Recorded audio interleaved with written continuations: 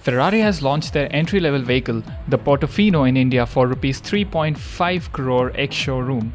The car was launched in Delhi and will replace the California T.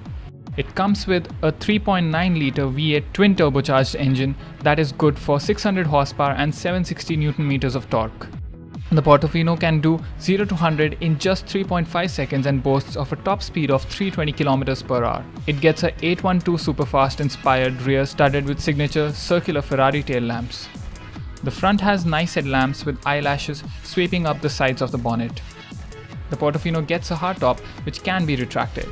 The all-new chassis made of aluminium is more rigid than the California. The car is also 80 kg lighter than the model it replaces. The V8 engine comes mated to a 7-speed dual-clutch transmission, and there are a host of electronics added to the car, the highlight being the e-pass steering. Other than that, there are two 5-inch TFT displays flanking the analog RPM gauge and a separate 10.25-inch touchscreen infotainment system that supports Apple CarPlay. You get Pirelli P0 rubber all around with carbon ceramic disc brakes. So that was a quick look at the newly launched Ferrari Portofino.